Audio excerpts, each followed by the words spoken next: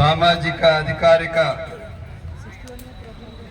ఎవరైతే వెనుకబాటుతనానికి గురి ఉన్నారో వాళ్ళ కోసం కూడా ఒక దినం కేటాయించి ప్రభుత్వం ఒక కార్యక్రమం చేపట్టింది. అందుకు చేసిన మన సబ్ కలెక్టర్ గారు మేడం గారికి, మన నిత్యం ఎవరైతే ఫిజికలీ హ్యాండిక్యాప్ కానీ, మెంటలీ రిటార్డెడ్ కానీ, ఓల్డ్ ఏజ్ కానీ, వీళ్ళందరి కోసం మదనపల్లి డివిజన్ కాదు మన దేశంలోనే ఆదర్శంగా నిలబడిన ఉదయ్ మోహన్ రెడ్డి గారికి ప్రత్యేక ధన్యవాదాలు.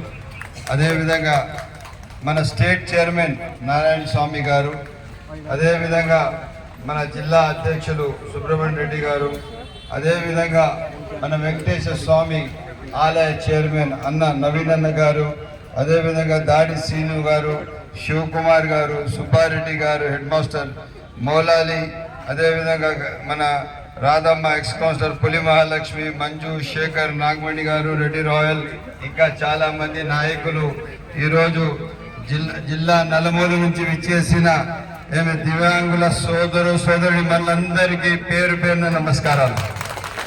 మీకు తెలుసో లేదో, గత 5 సంవత్సరాల్లో పరిపాలన ఎలా ఉన్నిందంటే దోచేయి దాచేయి అంతే, ఒకే ఒక కాన్సెప్ట్ తో పనిచేశారు. ఎక్కడ కూడా కానీ ప్రజలు తమ కష్టాలు చెప్పుకోలేరు, ఎవరు కూడా ఎక్కడ పోయి మాట్లాడే సందర్భాలు లేరు. ఎక్కడైనా ఎవరైనా వెళ్ళి మాట్లాడితే తక్షణం పోలీస్ వచ్చేవాళ్ళు. ఏం నువ్వు ఎమ్మెల్యే గారితో మాట్లాడేదానికి వచ్చినావు, మంత్రి గారితో మాట్లాడేదానికి వచ్చినావు, ఎంపీ గారితో నువ్వు మాట్లాడకూడదు, దూరంగా ఉండి అర్జీ ఇచ్చేసి వెళ్ళిపో అని చెప్పి ఒక మనుషులకు బెదిరించి పరిపాలన చేశాం. ఈరోజు ఇదే జడ్పీ హై స్కూల్కి 1.5 సంవత్సరంలో దాదాపు ఒక 40-50 సార్లు వచ్చింటాను నేను.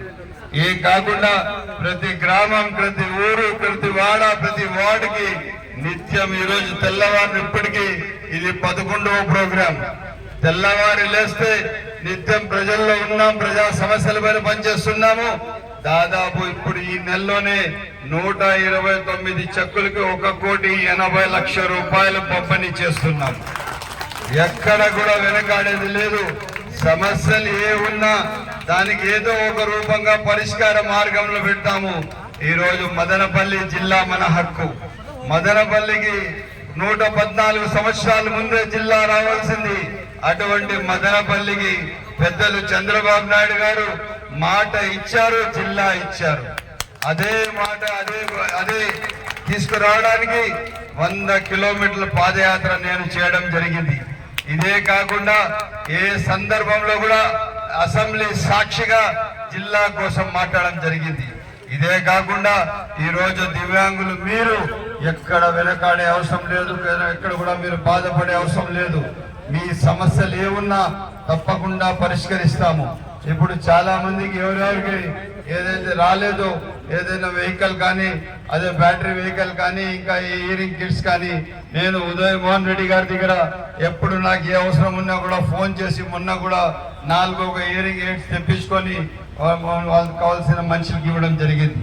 నేను ఉదయ్ మోహన్ రెడ్డి గారి వెలుగు స్కూల్కి దాదాపు ఈ మధ్య కూడా 2 రోజుల ముందు కూడా వెళ్ళాను.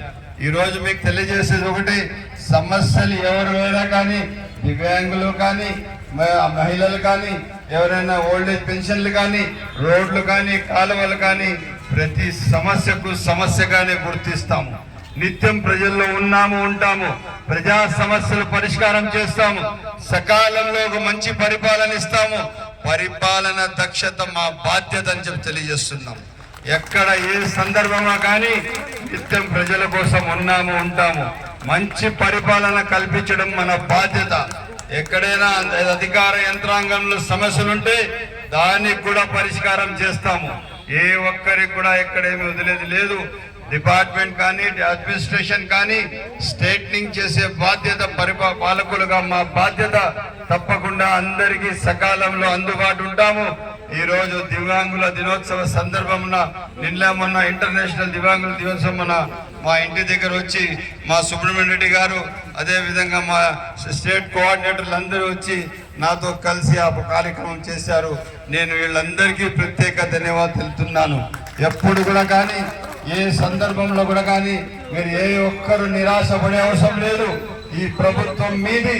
శాసనసభ్యుడిగా నేను మీ మనిషి, ఎల్లప్పుడూ ఏ అవసరం ఉన్నా నేను మీతో ఉన్నానని చెప్పి సభాముఖంగా మాటిస్తూ సెలవు తీసుకుంటున్నా. జై హింద్, జై చంద్రబాబు గారు.